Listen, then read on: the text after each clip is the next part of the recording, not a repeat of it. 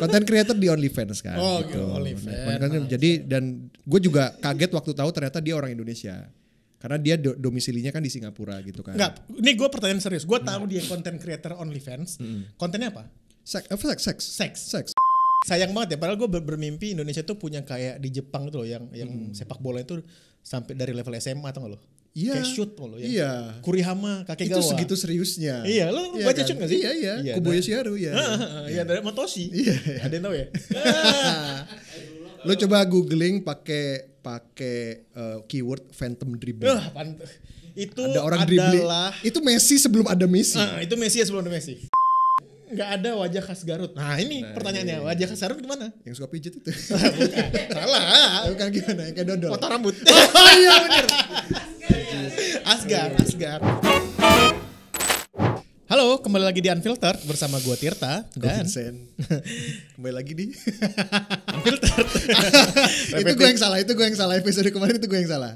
Emang harusnya gimana? Enggak, gue nyuruh lu untuk di Unfiltered. Padahal lu udah bilang di Unfiltered. Iya, ya, udah. Itu gue yang udah, salah. Udah. Ini kenapa? Ada yang jatuh? Apa? Viewers kita.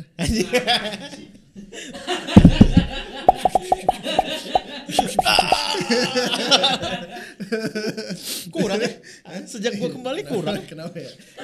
Kalian kenapa seksis ya sama Tirta ya? Gua panggil Amel aja Pak ya. Apa sih kalau orang diskriminasi terhadap disabilitas itu apa? Gak ada. Emang Jangan-jangan mereka iya. Kenapa mereka begitu ya? Kalian rasis terhadap disabilitas ya? Kamu lihat sejak gue kembali malah viewersnya nggak sebagus itu gitu ya. Iya. Nah Chen, kalau kemarin nonton timnas nggak sih Chen?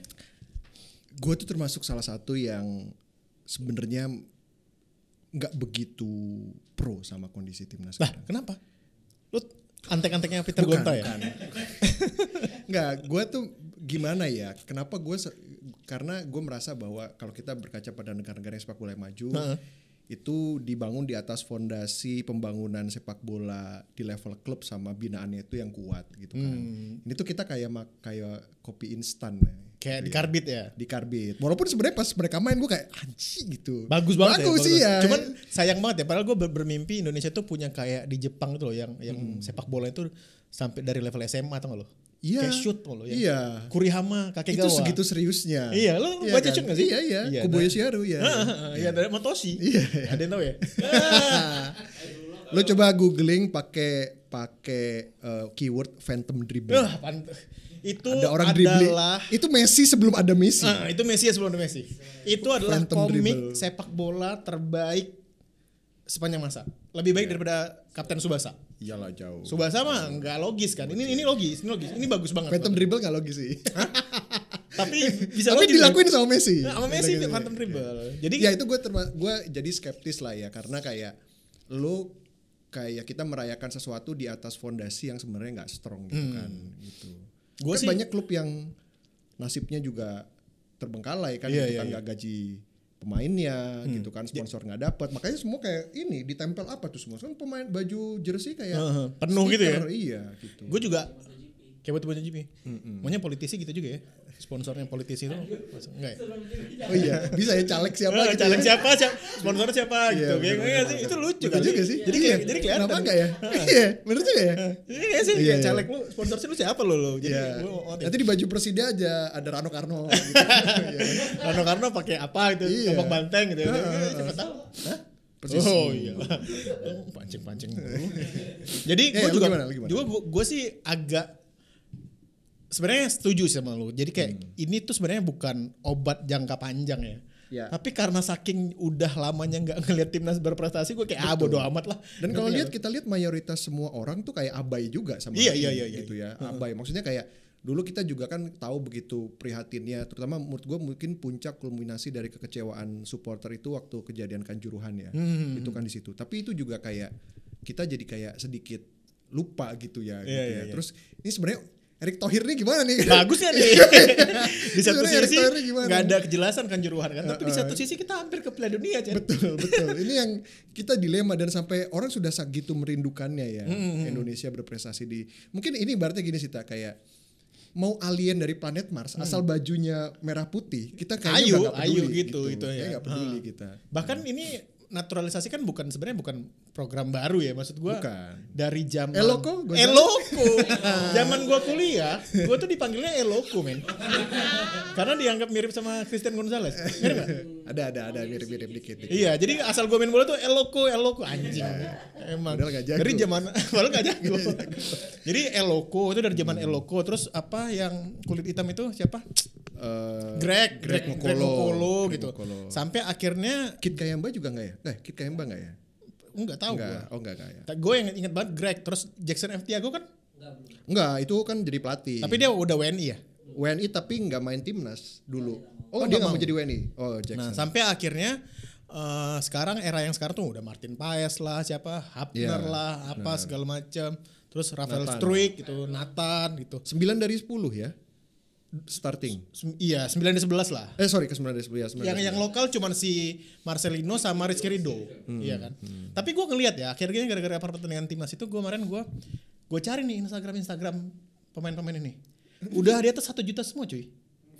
Followers mereka. Jadi emang kalau lu mau jadi atlet yang sukses ya, kayaknya ke Indonesia aja gitu. Karena jangan jauhi influencer. Tapi mereka udah endorse juga sekarang. Oh, bukan jauhi influencer cewek. Oh. Iya, penyakit itu. Atau jauhi iklan sosis. Mau riset aja kamu. Iya. Karena begitu lu masuk iklan sosis lu prestasinya gitu ya. Jadi gue ngeliat followers mereka tuh udah di atas 1 juta semua. Jadi gue ngerasa kayak sebelum mereka pindah ke Indonesia, ini kan nothing orang-orang ini ya kan? Nobody gitu. Top 5 termahal 4 dari Indonesia. Top 5 dalam rangka apa nih? ASEAN. Jadi dari nilai kontrak. Harga transfer. Oh gitu. Harga transfernya mahal sekali loh. 4 dari 5 pemain termahal ASEAN itu ternyata didominasi oleh Indonesia. Iya. Pertama ada Martin Paes. Dallas FC ya. Iya, Dallas FC main di itu MLS. 26 miliar. Ini yang kata Pak Muh ini nangkis-nangkisin Messi gitu ya. Iya. Ada Calvin Verdong itu 43 miliar. Jay Itzes 43 miliar. Itu gue paling suka nih si Itzes ini. Mainnya kalem. Sama Tom Haye itu 52 miliar. Oke. Satu lagi tuh Rafael Obermeier, ini dia orang Filipina sih, naturalisasi juga ya. Jadi emang bakat-bakat. Ada skipernya Sampdoria, Emil Audero? Nggak mau dia. Oh, udah langganan Serie A lo itu. Iya. Sekarang ini kan itu Martin Paes itu sekarang bang. Iya. Nah ini polemik ya. Menurut lo kan ada beberapa juga yang dari pemain-pemain tersebut itu mereka tidak punya darah Indonesia sama sekali. Iya. Bahkan udah literally orang asing men, gitu ya. Karena Indonesia ini kan salah satu negara yang menganut konsep kewarganegaraan itu ius sanguinis. Jadi harus ada darah turunan gitu ya, darah turunan orang Indonesia. Kalau negara-negara yang lain itu ada ius soli kayak Amerika. Jadi asal lu lahir di sana, lu bisa punya kewarganegaraan Amerika. Gitu. Jadi Indonesia tuh harus ada darah keturunannya. Betul. Tapi kalau gue sih ya bodo amat lah. Bodo amat ya. Biasa aja. Iya. Nenek moyang kita Belanda. Maksud gua. Nenek moyang kita Belanda nih gimana sih? Gini. Nenek moyang penjajah Belanda. Enggak, maksud gua gini. Siapa sih orang Indonesia asli itu siapa sih? Gitu ngerti kan? Orang Melanesia. Iya, orang Indonesia itu kan kulminasi melting pot dari berbagai ras kan. Betul. Arab ada, Malaysia. India ada. Orang Aceh loh Melayu. Lu lihat abang-abang menjual mie Aceh ke orang India semua kan? Gua orang Aceh jadi gua enggak apa-apa rasis. Okay.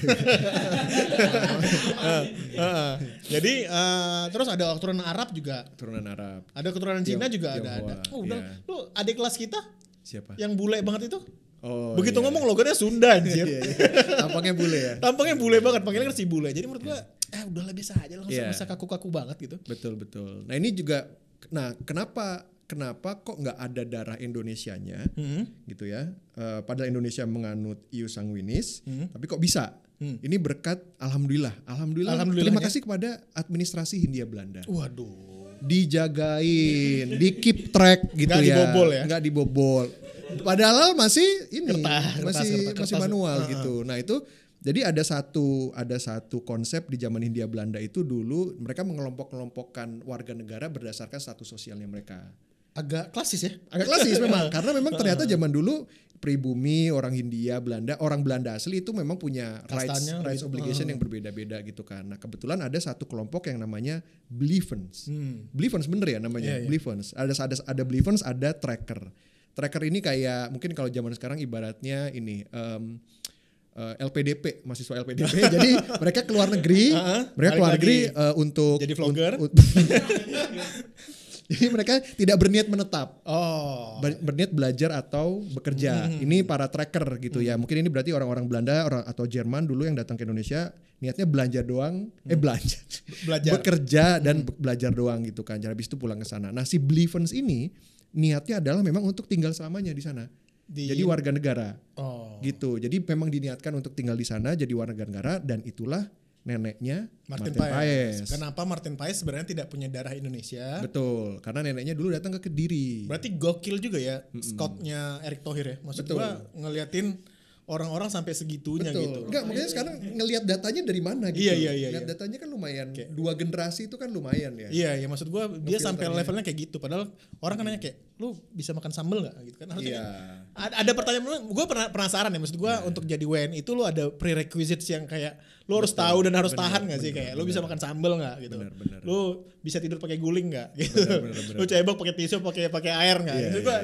Gue penasaran. Supaya nggak culture shock. Gitu. Satu lagi si Nathan. Ocoan itu ya. Coaon. Iya, itu dia bacanya? Ocoan. Coli? Bukan ya. Terus Ocoan. Dia di Semarang kalau dia. Oh iya. Dia neneknya tinggal di Semarang waktu itu. Nah, ini juga itu satu ya. Jadi akhirnya gue bisa mengerti kenapa gitu kan. Tapi ada satu lagi yang menurut gue masih aneh dan masih ditabrak. Siapa? Karena menurut undang-undang tahun 2006, kalau mau jadi warga Indonesia harus bisa bahasa Indonesia.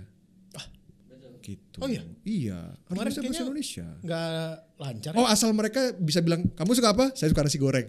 Boleh. Nah, atau nasi goreng, bakso semua enak. Bisa. Masuk. Ya, orang Indonesia tuh gampang banget ya di itu kayak Obama datang jauh-jauh ke Indonesia, peduli setan sama pidatonya gitu, tapi begitu dia ngomong kayak nasi goreng, bakso semua enak. Wah, gitu kayak apa coba. Nah, ternyata untuk jadi WNI itu ternyata ada permohonannya ya untuk naturalisasi gitu, ada tarifnya 50 juta per permohonan. Ini siapa yang bayar? Erick Thohir lah. Iya, ya. Terus ada yang perkawinan campur itu 15 juta per permohonan. Ini anjir adik gue juga bule. Terus ponakan gue kayak gini nih. Terus naturalisasi bagi orang asing yang berjasa, alasan kepentingan negara itu ada tarifnya 2,5 juta, lebih murah gitu karena udah ada jasanya kali ya. Naturalisasi bagi anak yang belum memperoleh kewarganegaraan 5 juta. Terus ini apa lagi nih? Dan kita juga mesti berterima kasih sama Pak Jokowi ya. Kenapa? Hah? Kenapa skeptis?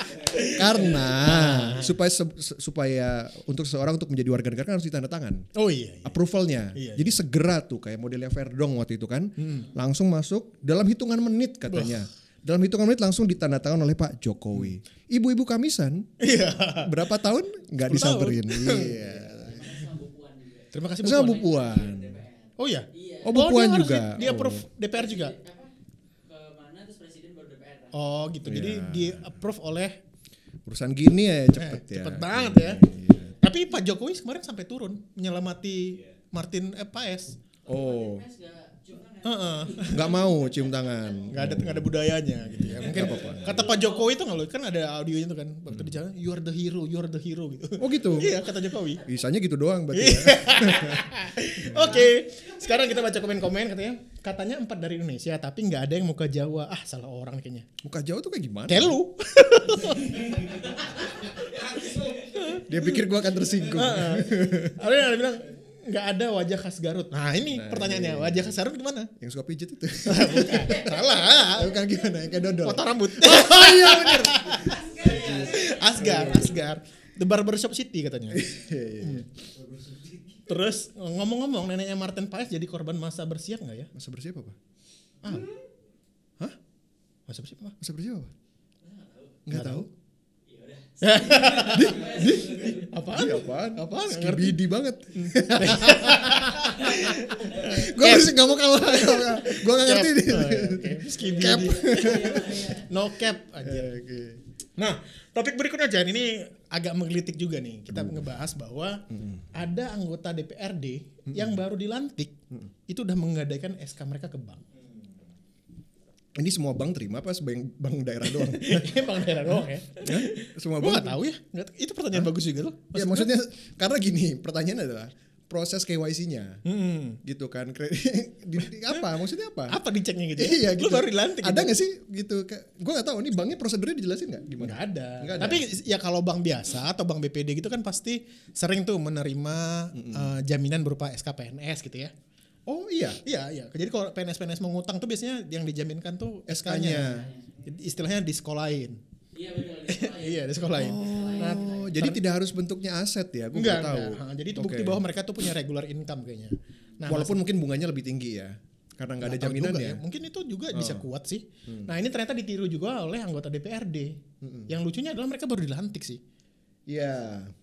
Jadi mempertanyakan aja kayak mungkin orang buru-buru kali ya. Karena kan untuk jadi nyalek itu kan butuh katanya modal. kalau berapa sih rata-rata modal untuk nyalek di daerah? Gue nggak tahu ya. Gue pernah dibilang maksudnya kalau calon dari Aceh mau ke DPR RI itu katanya di atas 10.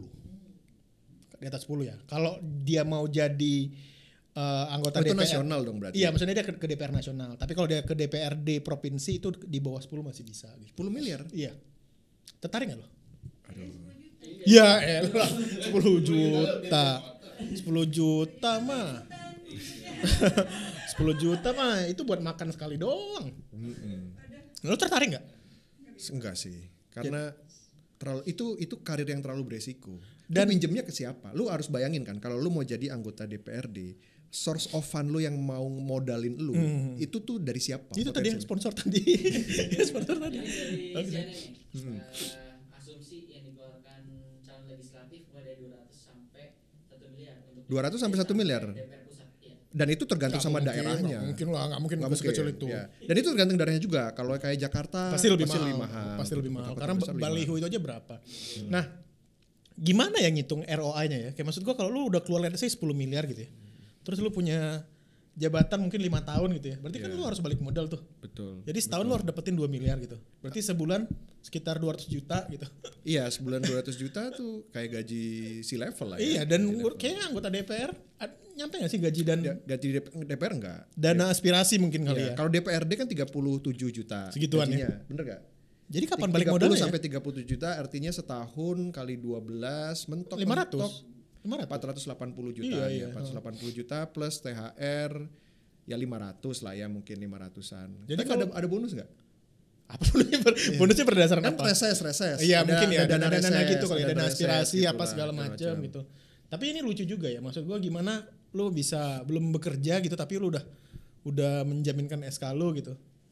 Gue gak ngerti mereka. 50% potongan gaji bayarnya. Oh, jadi untuk nyicil ke banknya tadi. Oh, auto debit. Di auto debit gitu. sama banknya. Tapi menurutku lebih baik seperti ini karena gini ya. Artinya dengan mereka pinjam ke bank, mereka bisa buru-buru melunasi siapapun bohirnya. Artinya udah nggak ngutang lagi ke bohirnya gitu kan. Nah bohirnya ini sebenarnya mungkin proses bisnis yang bagus ya. Ya kan? Investment ya. Lu nyiapin dana mungkin persiapan kampanye berapa? Setahun 6 bulan lah mungkin. Mungkin 6 bulan.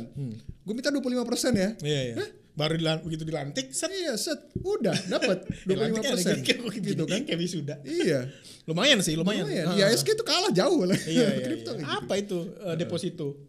Itu kan. Jadi bagus lah sebenarnya bank membantu supaya tidak lama-lama terjerat hutang gitu kan. Dan kalau misalnya segera dilunasi maka sudah nggak ada cawe-cawe kepentingan lagi. Yamin. Ya. Nah ini ada yang bilang juga kayak very unhealthy personal finance. So tahu kamu nggak tahu DPR kamu. Mereka kan banyak income. Iya. Apa itu kalau kata ini McLaren lu warna apa bos? Iya. McLaren lu warna apa bos gitu. Oh kisaran pinjaman itu antara 500 juta sampai 1 M. Ya segitulah ya. Iyalah. 500 juta sampai 1 M. Buat beli Alphard mungkin ya masa anggota dewan ini. Restructuring gitu sebenarnya. Ya kan 500 juta itu restructuring. Iya. Bukan sibuk mikirin rakyat tapi sibuk cari penghasilan tambahan. Wajar lah. Kapan sih anggota dewan masa nggak boleh kaya? Positif sekali gitu ya. Pantas gaji dan tunjangannya kurang terus lah dipakai buat bayar utang. Gue pikir bakal ditabung buat bikin aset lainnya seperti toko, kontrakan, kosan. Iya. Sebenarnya ini bisa dibikin financial modelnya loh. Iya ya. Iya kan, lu butuh uang berapa untuk lu bisa masuk ke sini, gaji terus lu berapa, masuk lu berapa gitu kan. Kalau misalnya ARR-nya nggak cukup ya kan. Ini sebenarnya sebuah profesi yang bisa dibuat financial modelnya. Iya, gitu. bisa dibikin economic modelingnya ya. Masalahnya dilakukan nggak gitu ya? Iya. Belum lagi setoran-setoran wajib kan.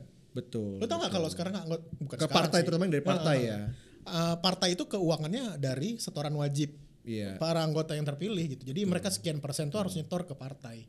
Gitu. Dan ini bebannya lebih besar ke anggota DPRD karena, surprisingly ya, anggota DPRD itu tidak dianggap sebagai pejabat negara. Oh iya. Makanya tidak dapat pensiun. Oh. Gitu. Bukan. Jadi mereka nyiapin dana pensiunnya gimana? Nah, tapi bukan ya. Jadi di apa namanya DPR dapat, tapi DPRD nggak dapat gitu. Karena anggarannya mungkin anggaran daerah ya. Gitu. Jadi tidak dapat. Coba ada anggota DPRD nggak yang nonton ini? Coba kasih tahu dong. Coba mau curhat ke sini. Kita pakai ini ya, pakai topeng itu terus suaranya suara cipmang gitu ya. Saya melakukan ini karena tuntutan ekonomi gitu. Nah, iya. Nah ini topik terakhir ini lagi rame juga nih kampung halaman gue, Cen. Aduh. Jelas emang gak jelas. Malu kan? Malu tapi ketebak sih. Ketebak gitu kayak aduh gue pas nontonnya aduh iya lagi gitu. Iya jadi PON Aceh Sumut 2024 ini anggarannya tinggi tapi fasilitasnya nggak tinggi. Terus jadi kan viral tuh video di TikTok nunjukin atletnya bikin konten gitu ya di TikTok. Nanti masukin videonya ya. Di post masukin videonya di sini. Terus yang dibilang bahwa fasilitasnya kayak bapuk gitu kayak masih gue lihat menerjang sawah. Dan to be fair ya, maksud gue kemarin adalah saudara-saudara gue yang komplain. Itu kan di Medan bukan di Aceh. Iya. Fasilitas tuh lebih bagus di Aceh. Oke. Karena stadion di Aceh itu adalah stadion lama yang direnov. Mungkin jadi bagus itu. Kalau yang stadion di Medan ini kan literally built from scratch kan. Dan belum selesai. Yang jalan akses ke gedungnya itu masih becek gitu. Iya becek. Dan belum selesai padahal dia akan menyelenggarakan upacara penutupan kurang dari sebulan lagi. Belum selesai. Hebat ya. Masih berlumpur. Jadi to be fair, fasilitas yang itu yang becek itu di Medan. Ini gue klarifikasi. Yang di Aceh itu masalahnya kemarin stadion ada yang di PD tuh dia banjir karena hujan, drainasenya jelek gitu. Lu tau gak yang bikin lebih sedih aja? Apa? Paket makanan ya, lu udah lihat? Udah. ada momogi, Bang. Iya. Dan momoginya bukan yang gede, yang segini, men. Atlet mana di dunia ini dikasih momogi? Ayamnya. Iya. Gue sebagai orang Aceh gue turut malu saya. Iya, karena kan budaya orang Aceh itu adalah memuliakan tamu ya. Ini memuliakan tamu tapi cateringnya ya ini momogi. Ini catering nikahan, men. Iya. Maksudnya catering pon dong buat atlet. Iya, dan ada beberapa yang kemarin semalam lebih tepatnya gue nonton video bahwa ada satu pengusaha catering lokal gitu, dia udah masak 2000 kotak gitu. Terus dia nyiapin nasi kotak 2000, sama kue gitu. H-1 di cancel, Pak. Karena? Nggak tahu sama panitianya. Jadi dia sambil nangis gitu dia di belakang kotak-kotak yang udah tertumpuk itu kayak aduh gini siapa yang makan gitu 2000 kotak gitu. Dan katanya dia minjem untuk ngemodalin biaya dia masak. Iya dan malasnya urusan bukan malasnya kalau urusan sama oknum sama negara itu itu kan dibayarnya pasti di belakang. Iya, TOP-nya telat pasti. TOP-nya suka lama. Terus anggarannya itu 811 miliar itu buat PON kali ini. Itu gede nggak hitungannya? Kecil sih kalau dibandingkan PON. Lebih kecil dibanding sebelumnya. Kenapa ya? Apa negara ini nggak punya duit lagi? Apakah atlet tidak penting? Asik. Jadi kalau di Asian Games itu anggarannya 24 triliun 2018. Asian Games. SEA Games itu anggarannya 2,4 triliun. 2,4 triliun. Jadi SEA Games ya. Dan 2011. What? Harusnya lebih dari cukup lah itu 800 miliar. Tapi PON paling gede itu setahu gue yang paling mahal waktu di Papua. Itu 10 triliun ya. 10 triliun. Mungkin fasilitasnya belum ada ya. Jadi dibangun semuanya. Iya. Makanya kenapa PON-nya itu tidak diadakan saja di lokasi-lokasi yang infrastrukturnya memang sudah nggak usah diputar-putar ya, nggak usah diputar. Kasihan, membebani daerahnya juga. Kalau nggak ready ya nggak usah. Dan banyak sekali video-video yang gue lihat bahwa fasilitas PON itu begitu acaranya selesai jadi terbengkalai. Betul, karena maintenance-nya mahal, Pak. Iya. Kalau memang itu nantinya tidak akan dijadikan reguler, ya itu hanya akan jadi one time cost doang gitu. Kayak kemarin di Samarinda itu stadionnya udah penuh ilalang gitu, malamnya tempat kriminal gitu, jadi tempat sampah gitu. Kata pengelolanya, mereka bahkan nggak bisa menarik orang untuk bikin event di situ. Akhirnya mangkrak aja di situ gitu. Jadi emang sayang sih. Jadi gue setuju sih. PON itu udah di satu tempat aja yang bagus itu. Yang udah ada fasilitas. Di Bali misalnya. Karena ibaratnya kalau lu harus membangun infrastruktur akan membebani anggarannya lagi. Gitu. Dan maintenance-nya juga siapa gitu. Iya. Ya udahlah. Rahasia umum itu. Nurut aja sama Raja Jawa. Jadi misalnya kalau di Jakarta kita bikin fasilitas make sense lah ya. Orang bisa bikin acara-acara gitu. Di daerah betul, aksesnya kemana-mana gampang. Iya. Gitu. Kayak lu bikin stadion di Aceh apa gitu abis pun nggak ada lagi. Kan mungkin harapannya sebenarnya dengan adanya sebuah event itu bisa ikut membangun ekonomi daerahnya. Tapi gravity dari eventnya juga kan nggak segede itu. Beda sama misalnya Piala Dunia. Iya. Gitu. Tapi lumayan sih. Gue ngerasa karena bokap gue kemarin kan baru pergi. Berarti apa nih? Bukan. Jadi bokap gue ke Jakarta. Dia bilang bahwa untuk nyari tiket pulang ke Aceh lagi susah karena orang begitu banyak. Jadi emang ada lagi mungkin ramai. Spike-nya itu ada tapi permanen ya mungkin enggak juga ya gitu. Nah, Menpora akhirnya ikut bicara Chen bahwa dia bilang ini memang udah dievaluasi gitu. Jadi dan itu merupakan tanggung jawab Mas Dityo ya, Dityo Aryo Tejo. Mas Dito. Dito. Dan sebenarnya mayoritasnya di ranah Pemda, tapi akhirnya pusat juga turun tangan dan dia kayaknya udah minta bantuan BPK gitu ya atau apa gitu untuk ngecek ada nggak penyelewengan gitu. Nah ini juga di sisi lain Kapolri juga bakal menyidik kalau terbukti ada penyelewengan dana. Menurut dikorupsi nggak sih Chen? Enggak lah, mana ada sih. Mana ada sih kita dikorupsi? Nggak ada lah. Iya. Nggak ada itu. Nggak usah ada. Nah ini komen-komennya bilang kan udah biasa acara multi event kayak gini. Bagai bangun candi cuma semalam. Percaya deh, habis beres PON bangunan-bangunan ini pasti terbengkalai. Bisa bikin nggak bisa rawat, itulah Indonesia. Nah iya, gitu emang. Ada Momogi. Wak ada Momogi. Tapi pertanyaannya apakah Momogi sponsor ya? Enggak tahu. Enggak ya? Momogi rasa jagung maksudnya pengganti buah. Iya. Nah, curiga korup edan-edanan kalau budget 811 miliar cuma jadi kayak gitu. Iya. Capek ya kita kayak melihat ini udah malas komentar. Iya udah malas lah kayak siap syutingan filter udah malas komentar. Udah malas. Jadi apa ya? Bahkan kita untuk punya harapan kayak ya lu bikin acara bener aja lah gitu kayak.